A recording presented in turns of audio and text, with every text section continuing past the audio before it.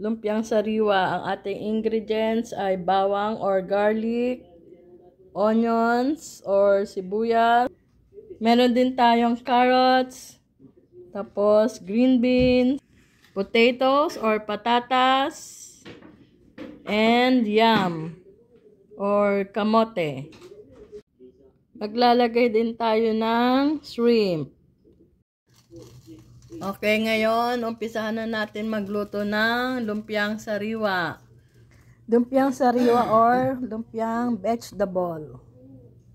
Okay, ngayon, umpisahan na natin magluto ng lumpiang sariwa. Ang ingredients natin muna ay oil,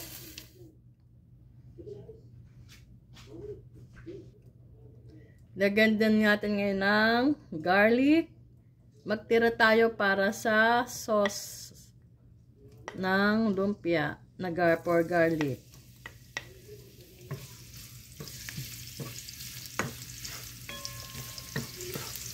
Hintayin muna natin siyang mag-toast. Ngayon ay toasted na ang garlic. Lagay natin ang onion.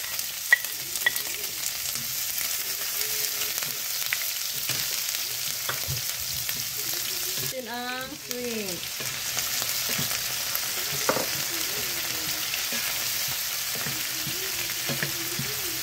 Nasunog ang ating garlic. Okay lang. Okay lang yan. Para mas masarap.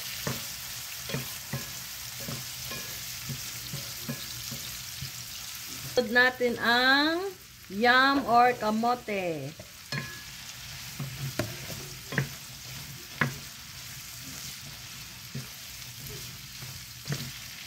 Tingnan natin siyang medyo lumambot.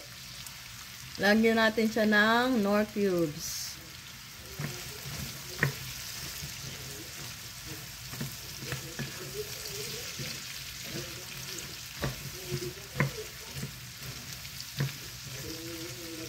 Bye, Jasmine. Ingat ha. Yung anak ko ay umalis na at may volunteering sa Bellevue, Washington. Requirement daw nila yun sa graduation. Kasi gagraduate na siya ngayon. Ngayong June. Pumapasok siya sa University of Washington. Hintayin nating lumambot yung yung yam or kamote. Next nating ilagay ay ang carrots. I don't know. How do you pronounce it? Basta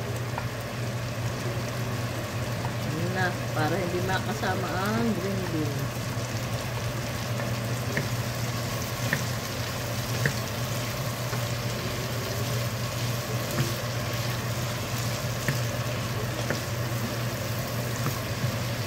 Hintayin din natin lumambot ang carrots.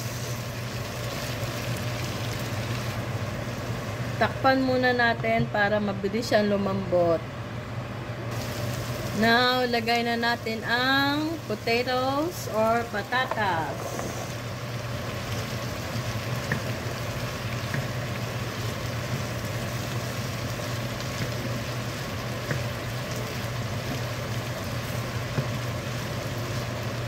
As much as possible, don't add water. Kasi para pag binalot na natin siya sa lumpia wrapper, ay hindi masisira ang wrapper. Lumpia wrapper. Kaya hindi natin siyang lumambot. Anyway, magpo-produce na to ng kanyang own juice, water. Dun. Takpan muna natin uli. Hintayin natin siyang lumambot. Nag-produce na siya ng sarili niyang water from the vegetable set. Then, lagyan na natin ang green beans.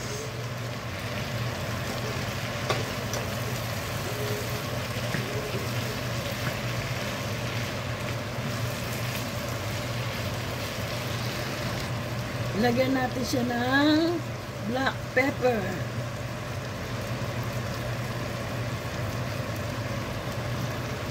Now, luto na yung ating vegetable. Tapos, kailangan natin siyang hintayin na lumamig. Kasi mahirap. Pag binalot mo doon sa lumpia wrapper, masisira. Masisira yung lumpia wrapper. Hindi maganda pagkakabalot. Habang hinihintay natin yung lumamig yung vegetable, gagawa tayo ng lumpia sauce. Maglalagay tayo ng 3 cups of water. Ito ay 2 cups lang. Dadagdag pa ako.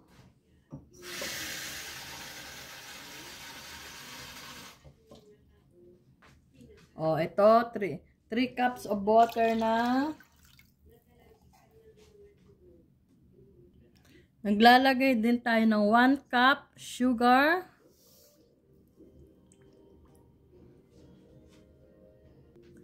Maglalagay din tayo ng 3 teaspoon of cornstarch. So, I have a half teaspoon here. So, 1,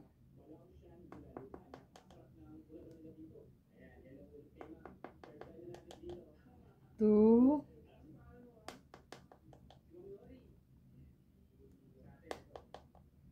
3. Maglalagay din tayo ng 3 tablespoon of soy sauce.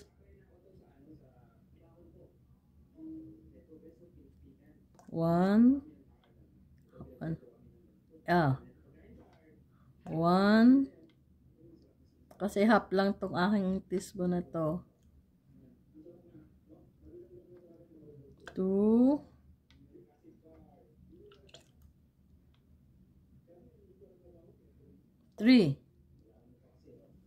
3 tablespoon of soy sauce. Tapos, haluin lang natin.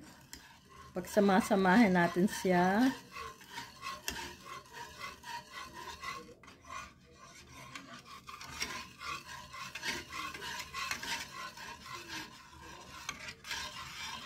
Hintayin natin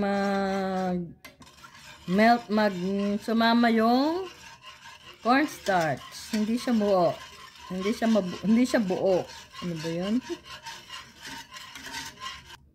Ngayon, ano na siya, yung nawala na yung buo-buo ng cornstarch. So, start na natin siyang lutuin.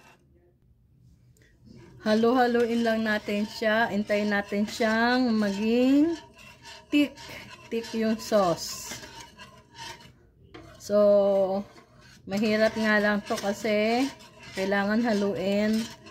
Kasi para hindi mag-stick yung sauce. Mag-stick sa ilalim. Mamuo-muo. Maging thick. Mga ba yung thick? Basta thick. Lagyan din natin siya ng 1/4 na salt. Kasi walang lasa. Hindi nakasapat yung soy sauce para magkaroon siya ng lasa. Tingnan natin kung may lasa na siya.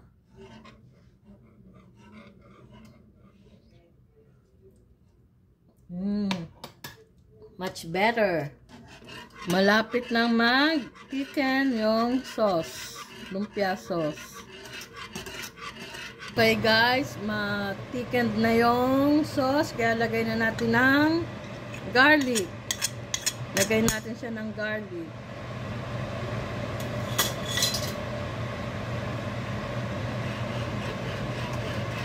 Yan. Wag naman masyadong very thick yung sauce nyo kasi hindi maganda. Pero okay na kung gusto nyo. Pero sa akin tama na to. Ayan, luto ng ating lumpia sauce. Okay guys, ngayon ay babalutin na natin ang lumpia.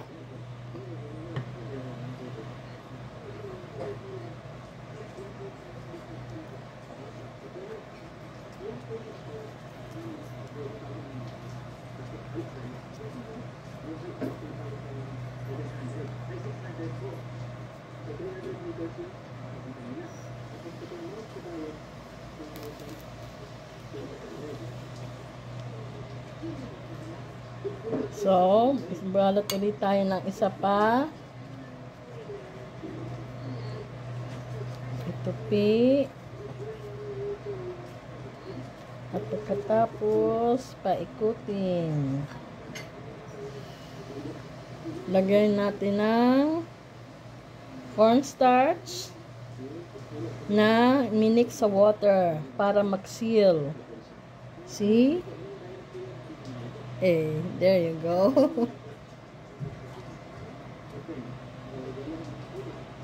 Okay, magbalot tayo ng isa pa.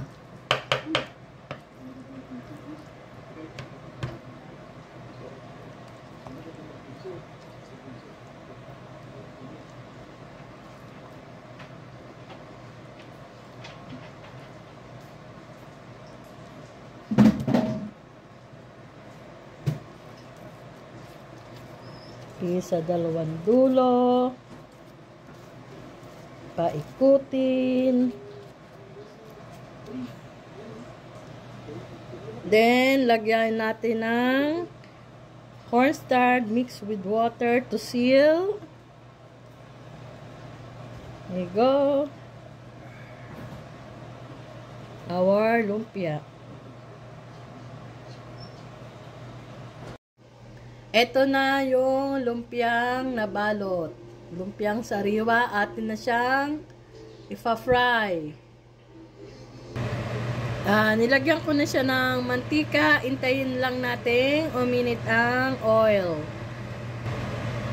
Ilagay na natin ang lumpia. I-fry na natin.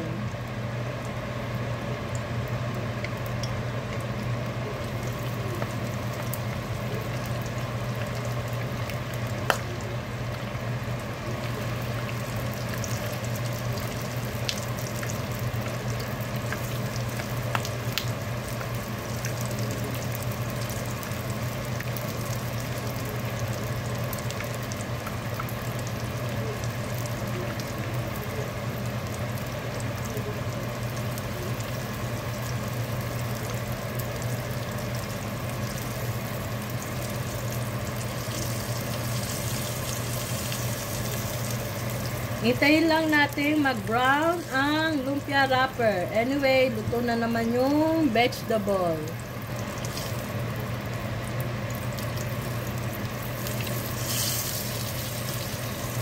Yan, brown na ang lumpia wrapper.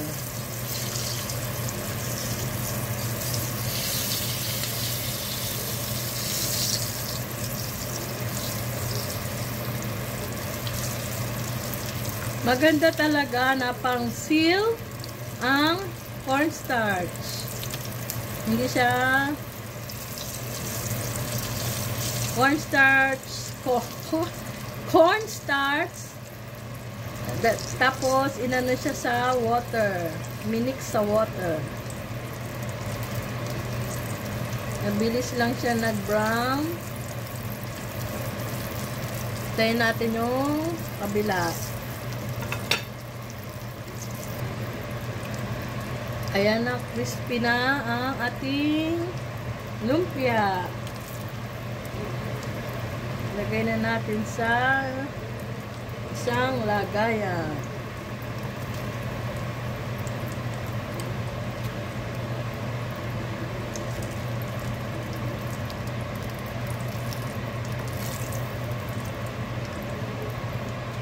Guys, eto na. Luto na yung ating lumpiang vegetable.